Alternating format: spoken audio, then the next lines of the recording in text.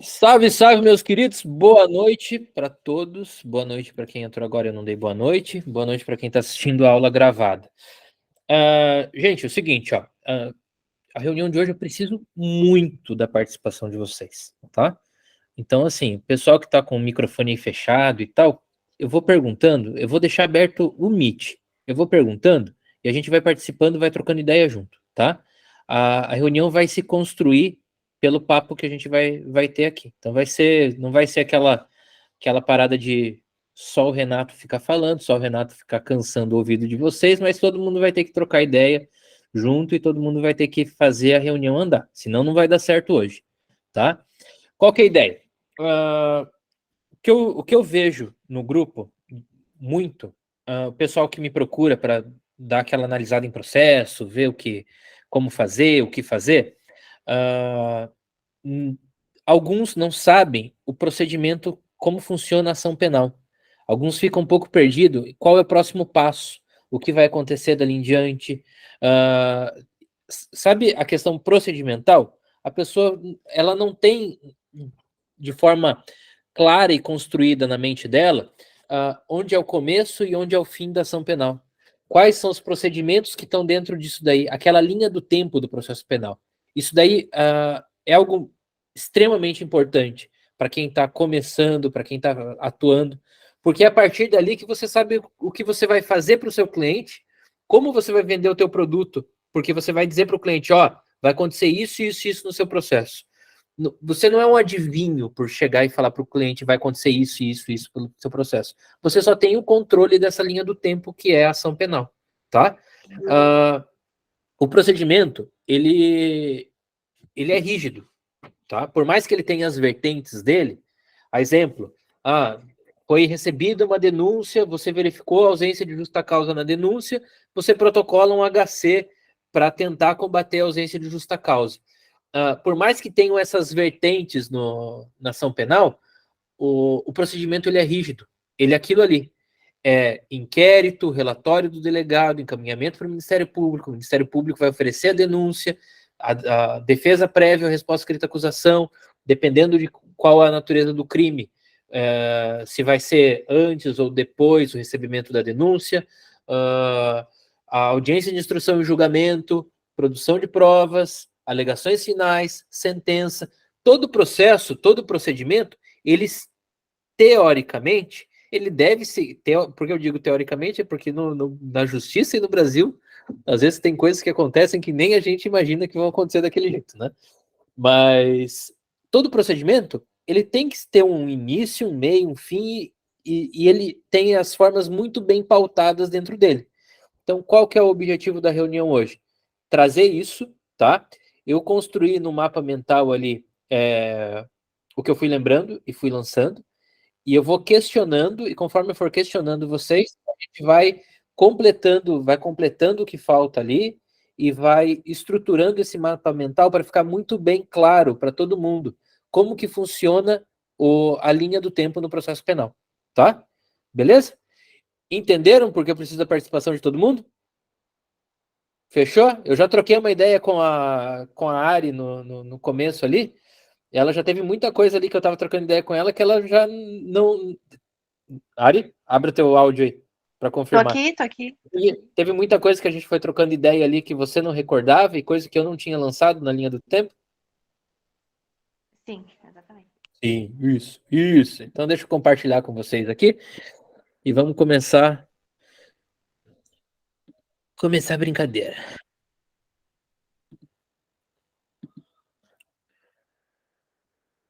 Uma guia aqui. Eu sei que vocês amam esses mapas mentais que eu faço. Nem sei, vocês gostam desses mapinhas mentais que eu faço? Ajuda vocês? Eu acho bem proveitoso, velho. Eu acho bem proveitoso, de verdade. Até pra galera que Cara, tá chegando agora. eu faço porque eu me perco muito fácil enquanto eu tô falando. E ele faz eu manter o foco. Entendeu? Gente, seguinte, ó. Quais são as formas de início do processo penal?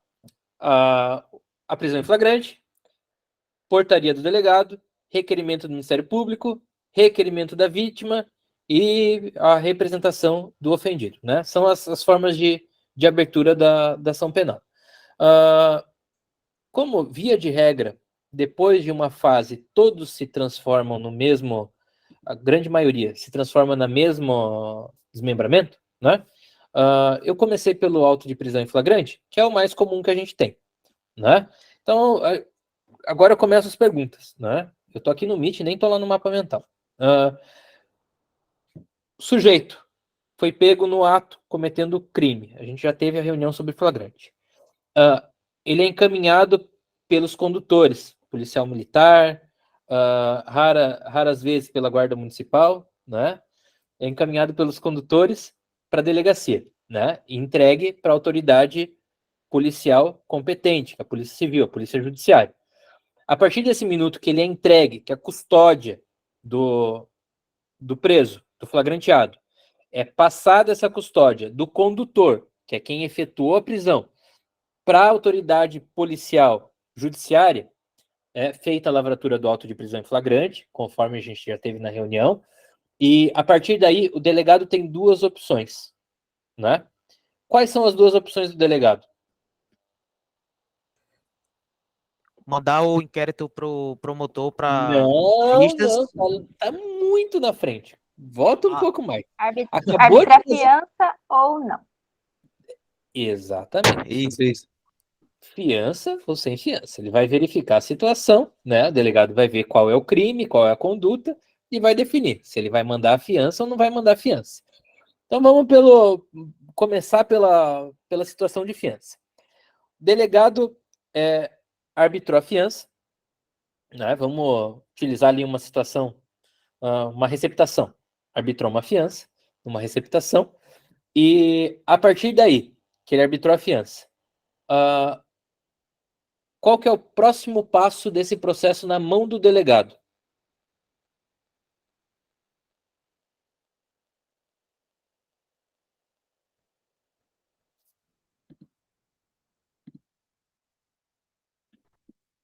Relatório. Daiane! Caramba, hein? Nossa! Obrigada. O delegado vai arbitrar a fiança e assim que ele fizer o fechamento desse auto de prisão em flagrante, ele já vai fazer o relatório, procedimento padrão. Às vezes sai um pouco disso, tá? Às vezes, dependendo da natureza do crime, sai um pouco disso. Mas assim, 2 pontos. Informar a prisão, que a gente conversou lá na reunião do flagrante. Normalmente, quando o crime é mais simples, ele já lavra o relatório e já encaminha a comunicação da prisão junto com o auto de prisão em flagrante, o relatório tudo junto, tá? No Paraná, principalmente comarcas maiores, exemplo, eu trago para vocês muito o Paraná porque é onde eu atuo, tá? Eu não faço flagrante no Mato Grosso do Sul, eu não faço flagrante em Santa Catarina, dificilmente eu faço um ou outro, fiz um esse tempo atrás em Santa Catarina, mas é muito raro. Então, assim, se o procedimento foge um pouco do que eu estou falando nesses outros, pessoal que é de outra comarca, me fale, aqui eles não fazem assim, aqui eles fazem desse jeito. Paraná, normalmente o delegado já fecha o inquérito com o relatório, já informa já o judiciário com o auto de prisão completo e o relatório já pronto, tá? Quando tem muito volume, ele faz a informação e de um dia para o outro ele junta o relatório no processo, tá? Independente do procedimento que ele adota. Se ele faz a informação da prisão primeiro, ou se ele faz a informação da prisão depois do relatório, o próximo passo que vem é o relatório. Depois do relatório, terminou o relatório, esse procedimento vai para a mão de quem? Ministério Público. O procedimento vai para a mão do Ministério Público. Beleza. Chegou na mão do MP. E agora que caiu na mão do MP, o MP faz o quê? Oferece a denúncia ou pede para poder fazer o arquivamento. Caramba, hein? Oferece a denúncia. Esse aqui, quem falou diligência complementar, foi a área enquanto a gente estava conversando antes da reunião. Denúncia ou arquivamento. Vamos começar pelo arquivamento. O MP pede arquivamento. Depois do arquivamento, que o MP pediu, qual que é o procedimento posterior ao pedido de arquivamento? É para o juiz e determina o arquivamento. Não.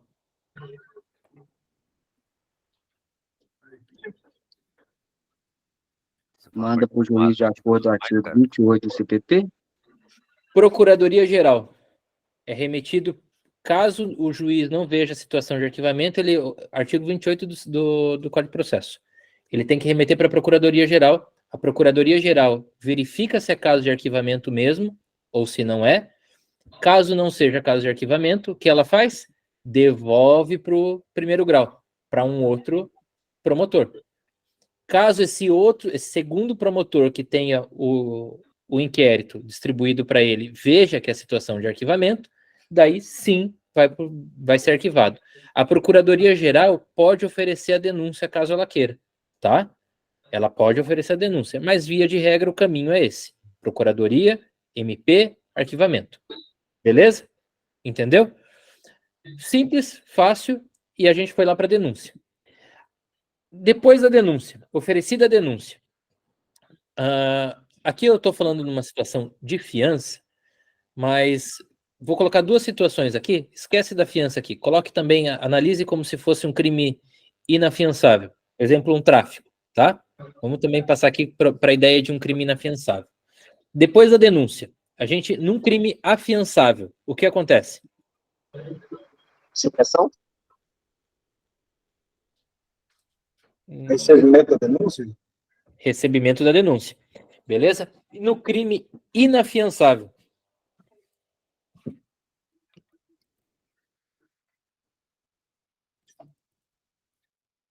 Liberdade provisória, com ou sem fiança? Não. O que vai acontecer é o seguinte.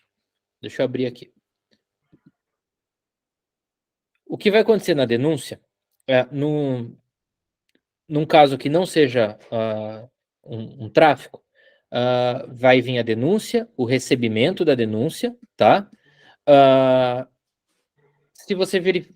Já entro nesse mérito. Vamos passo por vez, né? Denúncia, recebimento da denúncia e apresentação da resposta escrita à acusação, né? No caso de tráfico, a denúncia, defesa prévia e depois a defesa prévia o recebimento da denúncia, tá? É a única inversão de ordem que tem no processo penal. Posterior a isso, daí a gente começa a entrar na fase de produção probatória propriamente da defesa. Acho que a única parte que a defesa realmente tem assim, é ativa na produção de provas. O inquérito, a APF, né, e o inquérito, muitas vezes, ele vem um pouco engessado para a defesa.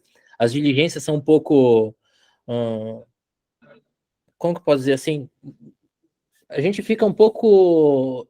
Elas são padrão demais. Elas são padrão demais, né? Elas são padrão demais. A gente fica um pouco engessado, às vezes, nesse quesito de diligências. Assim, é muito óbvio o que a defesa pode pedir, né? Então, que nem um caso de roubo, o que a defesa tem muito para procurar? Às vezes, diligência de câmeras. Às vezes, eu vejo por Curitiba que eu peço muito essas câmeras que a Guarda Municipal é responsável pelo monitoramento da cidade. Então, a expedição de ofício para a guarda, para juntar essas câmeras e tal, que normalmente a Polícia Civil acaba deixando passar. Então, assim, é algo que é muito pouco para a defesa. E a real produção, a real instrumentalização das provas na ação penal para a defesa é a audiência de instrução e julgamento, né? Até por isso que a gente trocou uma ideia. A gente falou na reunião sobre a revogação de preventiva. Também acabei dando na reunião do HC, a gente acabou citando isso também, que às vezes o momento processual oportuno para os pedidos da defesa é pós-audiência de instrução, porque é ali que a situação se clareou, né? Se tornou um pouco mais cristalina para a defesa. Então, ali que a gente tem um controle melhor do que fazer para o cliente. Depois da audiência de instrução e julgamento, qual que é o próximo ponto? Aí tudo Memoriais. bem. Memoriais do MP. Memoriais do MP. Não, Tem o artigo 402 aí do CPP. Diligência, memoriais. não. O 402 do CPP é Ah. as provas complementares das audiências. Provas e diligências complementares, tá? Aqui, trazer uma estratégia que eu uso em audiência, até o Messias está na reunião? Não sei se você está. Deixa eu usar você como exemplo. Fala. Até o Messias vê isso, é rotineiro, ele vê eu usando isso. Isso aqui é um ponto que às vezes o advogado passa batido porque ele só pensa na produção de provas, tá? O que acontece? Tem muito juiz que a gente já tem um contato grande com processos na comarca, que a gente sabe que o cara vai pedir para fazer alegações finais orais, né? Tem processos e processos. A alegação final oral, ela é boa quando? Quando é um caso de tráfico, que o sujeito é primário, que ele está preso e que ele vai pegar um tráfico privilegiado. Que você vê que os elementos do processo caminham para ele pegar um semiaberto, para ele pegar um regime aberto. E qual que é a situação? A sentença é o alvará de soltura desse cara. Então o que você precisa fazer com um processo desse? Fazer o processo correr. E como que você vai fazer um processo desse correr? Tentar cumprir todos os atos possíveis o mais rápido possível. Óbvio. Uma situação dessa, uma audiência de instrução e julgamento que aconteça isso, que você vê que é uma situação dessa, o que você faz? Alegações finais orais, porque você já matou todos os atos processuais ali, né? E já vai para a sentença. Às vezes a sentença sai na própria audiência. Às vezes, mas de qualquer forma, você já conseguiu quebrar. Sim. Pode falar, mano. No caso aí, tu tá falando quando o promotor já tem o hábito de pedir essas alegações orais ou fazer na hora mesmo, na tora? Tem muito juiz que é costume da comarca fazer alegações finais orais. Eu, quando é situação de tráfico privilegiado, que eu vejo que o cliente está preso e ele vai sair no final do processo, eu faço um requerimento antes da audiência para que as alegações finais sejam orais em audiência. Para o promotor já chegar preparado, entendeu? Para não ter desculpa na hora que acabou a instrução, foi encerrada a instrução, não tem desculpa do promotor dele falar, eu não vou fazer alegações finais orais, quero por memoriais, ele fazer o pedido para o juiz e o juiz conceder. O que eu faço? Lá, falta 2 semanas para audiência, 3 semanas para audiência, eu faço o pedido, protocolo. Requer que na audiência sejam feitas alegações finais de forma oral, peço para intimar o Ministério Público para o Ministério Público se manifestar sobre se vai ser oral ou não. Porque daí chega na audiência, tá tudo alinhado. O Ministério Público já foi favorável a fazer as alegações orais, o juiz já concordou, tá tudo redondo. Chega ali, você mata a situação do teu cliente, seu cliente termina a audiência, tá com o pé na rua. Entendeu? Então, assim, esse ponto aqui passa desapercebido muitas vezes, né? Esse final da audiência de instrução passa desapercebido, mas é um momento que, estrategicamente, é fundamental para o processo. Finalizou a audiência de instrução e julgamento. Você tem um processo que é extremamente detalhado e que você precisa analisar com calma para fazer suas alegações finais, e o fato de você fazer ali na hora ou não fazer, o teu cliente não vai sair. A exemplo, o que você vai fazer? Você vai deixar esse processo, o juiz que sempre pede alegações finais orais, que nem essa semana eu fiz audiência com o Dr. Marcos, que eu conheço ele e sei que ele sempre manda Ministério Público e Defesa fazerem alegações orais. Que nem a Ariadne citou comigo um pouco mais cedo também, de um juiz de uma outra comarca de Piraquara, que também tem o costume de fazer. A gente conhece o juiz quem está sentado ali normalmente. A gente sabe qual que é a postura daquele cara. E você está com o processo detalhado na mão. É difícil fazer essas alegações finais enquanto a audiência está rolando. É muito difícil fazer isso. A audiência rolando e você estruturando alegações finais. O Ministério Público fazendo as alegações finais dele e você estruturando a sua. Gente, assim, não é fácil fazer. Não acha que, meu Deus do céu, eu não sou um bom advogado porque eu não consigo fazer.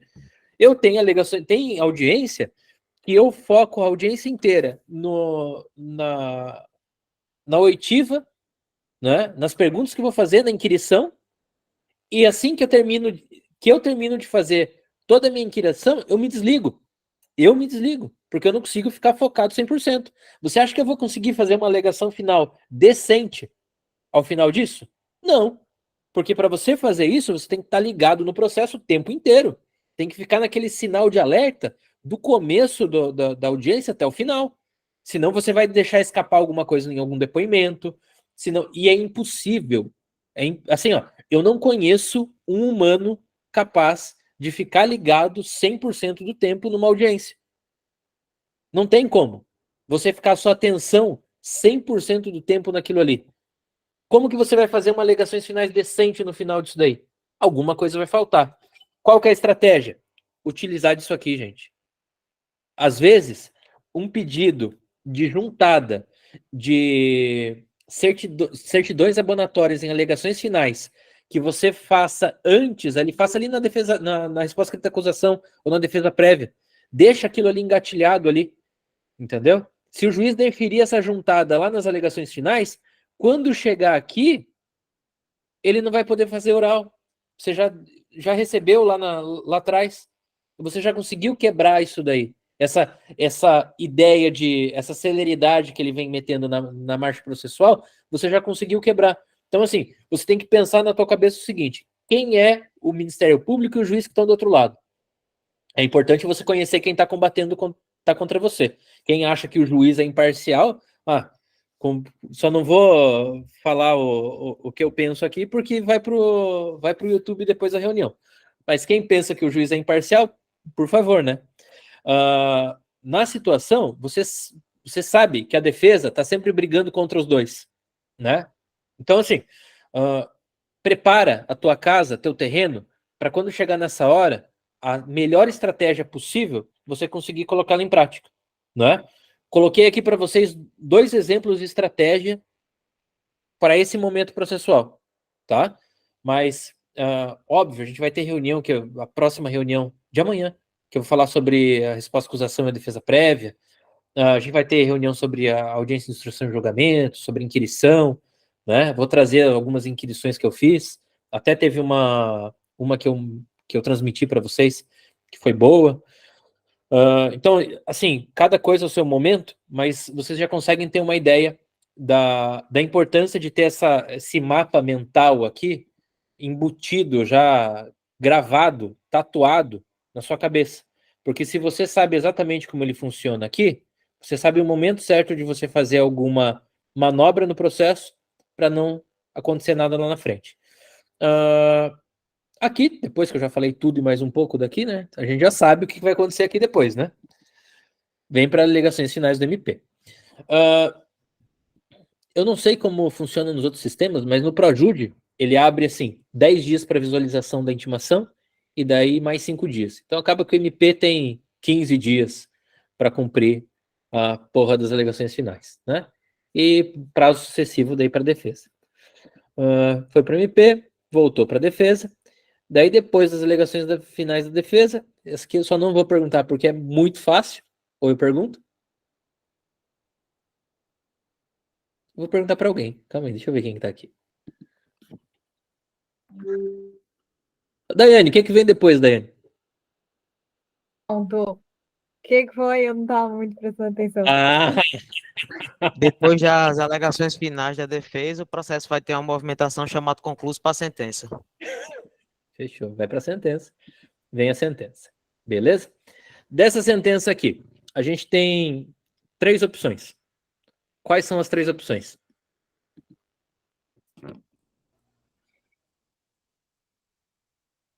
Condenação, absolvição? Se for absolutória, não recorrer. Se for absolutório, orar. Para ninguém recorrer. Fala, Galo. Embargos e apelação, outra coisa. Beleza. Ó. Tem 3 opções. Embargos de declaração. Tem 3 opções aqui. Uma delas não é convencional. E via de regra, não dá muito certo. Mas é uma opção. Tá? Embargos Embargos de declaração? tá? E recurso especial. Apelação, o embargo de declaração, e caso tenha alguma nulidade absoluta, que insanável, que aconteceu no curso do processo, o HC, tá? O que acontece, o que acontece quando você sobe apelação e HC junto? Normalmente o tribunal nem analisa o teu HC, porque a apelação já está tramitando junto, né? Diga, Galo. Quem assistiu a aula de HC sabe quais são as situações e os casos que você pode subir HC junto com a apelação. Exatamente, está lá na aula. Mas é uma situação assim muito, mas muito isolada para subir o HC junto com a apelação, tá? Depois da apelação, qual que é a caminhada? A gente falou essa semana. A gente falou pro Manuel essa semana, então o Manuel não pode falar.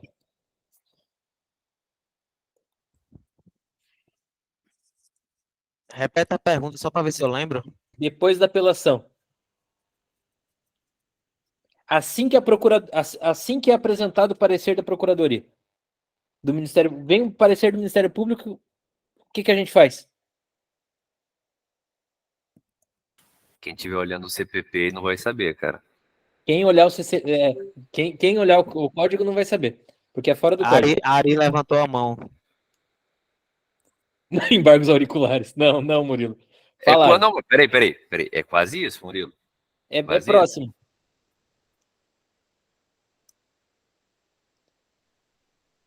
Posso falar? Pode, Ok. estou esperando. Memoriais. Apresentar os memoriais, tá? Os memoriais é uma petição que é fora do ordenamento jurídico. Ela tem o nome de memoriais de forma quase que coloquial, né? Porque, de fato, é uma petição inominada, né? Colocaram o nome de memoriais simplesmente porque colocaram, mas ela está fora do ordenamento jurídico. O que é os memoriais? Você explica, Galo? Pode deixar. O memorial é basicamente um resumo, uma síntese, mas bem síntese mesmo daquilo que você deseja na sua apelação. Você separa, em especial, principalmente os fatos que são relevantes dentro da sua apelação e as teses jurídicas principais. Você tem que procurar não passar de umas 2 páginas com esses memoriais, tá bom? Porque é algo que a pessoa vai ter que bater o olho e entender tudo que você está querendo ali. Quando você faz a apelação, você faz ela de maneira exaustiva para abordar tudo, até para você poder alegar depois. Os memoriais, você pega aquilo que é principal mesmo, condensa em 2 páginas e entrega ali na sua petição, logo depois do parecer da Procuradoria. Porque é o momento que eles vão elaborar o voto, o relator vai elaborar o voto. Uma pergunta, já para estimular. Não se pode abordar nesses memoriais o que não foi abordado na apelação, correto? Em tese, sim, a não ser que seja algo uma matéria de ordem pública. Que eles possam... Na verdade, não foi para mim, foi só para movimentar a reunião mesmo. Tal. Mas só Mas aí, o Murilo você falou que apresenta a embargo apelação. isso, Maurício. Pode falar. Você apresenta a apelação e depois apresenta esses memoriais? Não. Sim, você apresenta essa apelação segundo grau, mas bem depois. Dai, apresentou a apelação, vai vir o parecer da Procuradoria. Quando chegar o parecer da Procuradoria, você protocola os memoriais, porque daí o parecer da Procuradoria e os memoriais, o relator vai usar como base para fazer lavrar o voto dele, entendeu? Então, assim, se você não faz esse resumão, o que ele vai usar lá? A tua apelação, pode falar, Galo. Não, pode continuar, eu só ia falar. A questão da Procuradoria é que o MP ele se manifesta 2 vezes, tá? É só para você não perder a oportunidade de se manifestar 2 vezes também. O Ministério Público, ele contrarrazoa no primeiro grau, tá bom? E dá parecer no segundo. Tá? E no segundo grau, ele funciona como custos legis, ou seja, ele é o fiscal da lei. Óbvio que, na verdade, ele funciona como mais uma parte, como mais uma parte do Ministério Público. Mas o Ministério Público, ele se manifesta 2 vezes, tá bom? Por isso, a importância do memorial, para você manifestar também. Pode falar, Milena. Então, no caso, não existe um prazo, né, para protocolar esses memoriais. Não. Antes da sessão de julgamento. se você quiser protocolar Nesse uma caso, semana antes da é sessão, bom olhar a ciência do PJE, no caso. Mas aí você é intimado a protocolar esses não. memoriais? Não. Não, né? Não é É, intimado. Dani, essa peça não existe. Tipo é assim, uma, ela não tá É ela mais não para existe, facilitar, para o ela não relator existe no entender ordenamento melhor o que você jurídico. está querendo dizer, né? ela é É, mais Ali prática um jurídica. resuminho. Isso que o Murilo falou é exatamente esse dos memoriais, tá? O que o pessoal costumava fazer? Separava essa pecinha pequena, ia até o desembargador fazer os famosos embargos auriculares, que é quando você vai despachar, e você deixa esse pequeno resumo esse pequeno resumo daquilo que é o seu pedido e do processo, e entregava para o desembargador. O que a gente costuma fazer hoje em dia é juntar essa mesma peça que você entregava para o desembargador no processo. Basicamente isso. Show. e daí qual que é o outro grande ponto dos memoriais? Você fazer o protocolo dele assim que for juntado o parecer da Procuradoria e encaminhar ele por e-mail para os desembargadores da Câmara, tá? Então, assim, ponto importante, ajuda muito. Às vezes você consegue converter decisões fazendo esse procedimento aí, tá bom?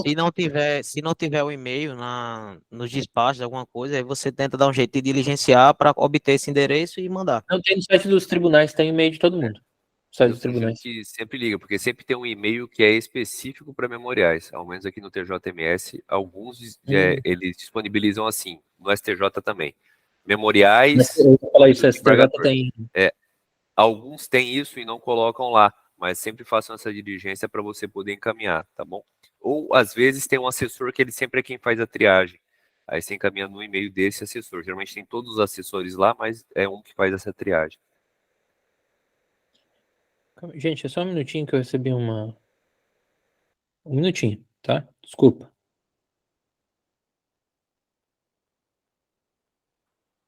Ah, não, tranquilo. Tá para fazer depois. Seguindo. Depois dos memoriais vem o quê? Protocola nos autos dos memoriais também, tá? Protocola que nem a gente disse. Assim que juntar o parecer da Procuradoria, você faz o protocolo dele. Beleza? Entenderam esse pedaço, gente? Sim. Entenderam mesmo? Todo mundo? Sim. Tem 29 pessoas nessa reunião. Todo mundo entendeu esse pedaço? Eu entendi. Mais ou menos. Beleza, fechou. Copiado. Copiado. Depois dos memoriais vem o quê? Sentença? Não, sentença já veio. Sentença. Julgamento, Mano, intimação para não, pauta. o Rodrigo não tá prestando atenção. O Rodrigo não tá prestando atenção. Intimação para pauta. O Rodrigo tá fazendo o quê? Tá voando aí, Rodrigo. Daí vem o acordo, né? Chegou o acordo. Daí depois do acordo a gente tem Renatão, não vem, geralmente o relator não pede intimação para pauta, não? Cara, Não, só uma pergunta mesmo. Cara, sai um despacho normalmente mandando adicionar o processo em pauta. Daí, assim que acertou, Rodrigo, nota 10. Assim que sai o despacho para adicionar o processo em pauta, coisa de 1, 2 semanas, o processo já está incluído. Já está com a data certinha lá que ele vai ser julgado. Mas daí eles colocam na semana, né? Assim, de tal dia a tal dia. Tipo, uma semana inteira. Daí você tem que ver em qual câmara que está o teu processo, qual é o dia de julgamento daquela câmara.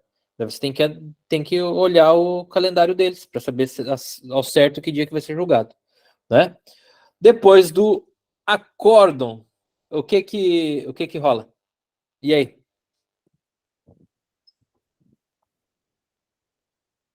Porra, gente. RESP ou REST.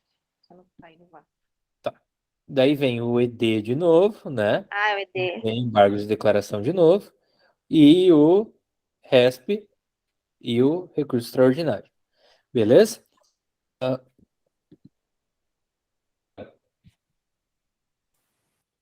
Deu uma travada. Podia falar?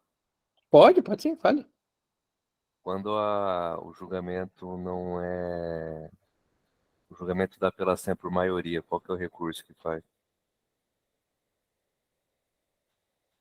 Agravo interno. Não, os embargos infringentes de Ah, nulidade, que vai para a é. sessão. Embargos de divergência. Não, infringentes de nulidade. Viu? Hã? Esse eu ia acertar, você não deixou eu falar? O Murilo falou aqui, ó. Embargos de divergência. É. Daí depois a gente vai para o RESP e para maldita súmula 7, né? Cara, e que súmula maldita. Sorte que ultimamente no escritório ali a gente começou a adotar o que você passou de modelo lá, Galo. Daquele de fazer a ementa, inclusive o Messias fez essa semana, fez um agravo interno num HC, no HC do escritório, utilizando o modelo que você passou, a ideia que você tinha passado de confrontar ambas as matérias, tal, com o quadrinho no agravo interno, cara, ficou assim, ficou muito Top. show. Ficou muito top. Muito Espero que top. dê esse. Ficou muito top.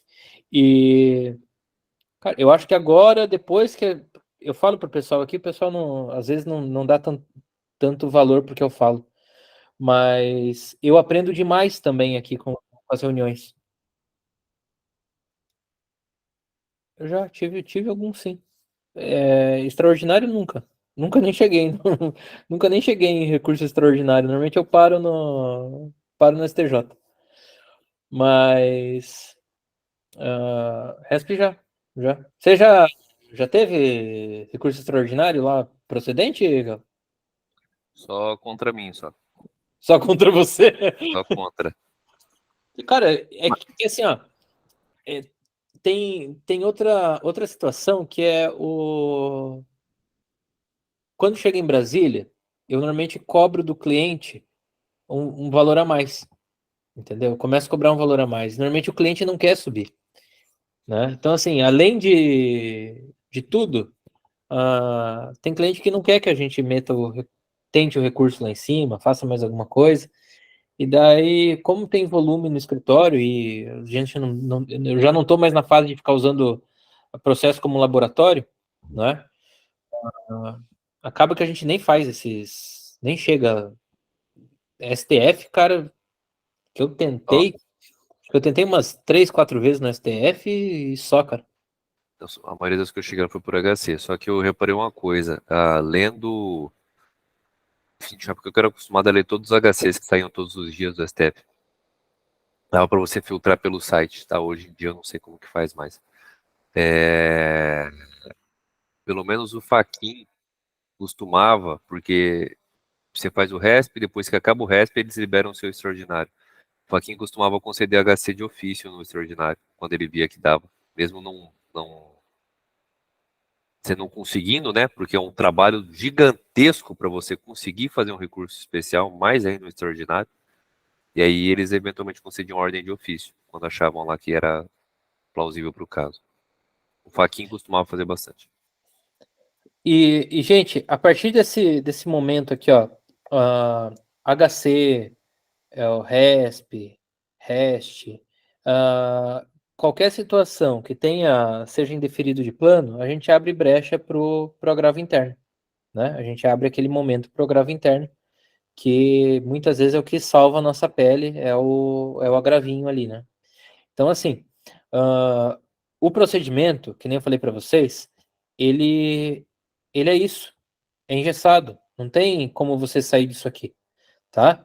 Em cada momento aqui, você vai conseguir, eu vou conseguir mostrar para vocês que cada momento tem teses específicas que você pode tratar, beleza? Não vou fazer isso hoje, mas a gente pode fazer uma reunião colocando as teses em cada momento que você pode verificar no processo e tentar utilizar para o cliente. Como eu coloquei aqui, né?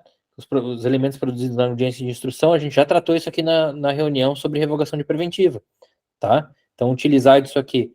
Tem um caso lá que eu mostrei para vocês da Fabiola, né? Do homicídio que aconteceu, que a gente ficou batendo na revogação durante todo o processo, e com as provas produzidas na instrução e julgamento, a gente conseguiu elemento suficiente para conseguir a revogação, e daí foi feito, era um momento processual oportuno. Então, assim, cada ramo que sai daqui, existe teses oportunas para se utilizar, né? Como eu coloquei aqui, deixa eu voltar para o mapa mental.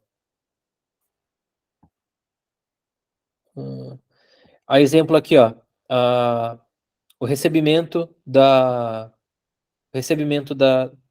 denúncia, né? Ausência de justa causa, você consegue fazer o HC pedindo trancamento, tá? Mas assim, com elementos reais, às vezes uma ausência de fundada suspeita, às vezes a entrada da guarnição policial dentro de uma residência sem autorização, né? Com elementos concretos que levem você a fazer esse HC aqui, né? E, assim, as situações, elas são tão batidas, elas acontecem com tanta frequência, tão rotineiro, que quando você pega um processo de, exemplo, um tráfico, caiu um tráfico na sua mão, a primeira coisa que você pensa é o seguinte: tá, a polícia fez a abordagem do meu cliente, mas o que o meu cliente estava fazendo na hora que a polícia fez a abordagem? O cara era durante o dia, o cara estava caminhando na rua sem aparentar nada, e a polícia abordou ele? Onde está fundada a suspeita dessa abordagem aí? Agora a polícia vai poder sair abordando todo mundo de qualquer forma, do jeito que quiser? Não. A polícia entrou dentro de uma residência porque teve uma denúncia anônima de tráfico naquele local. Se teve a denúncia anônima, por que não foi aberto o inquérito? Não foi feita a investigação? Não foi encaminhado para a Polícia Civil? Onde está a representação pela busca e apreensão dentro da residência? Né?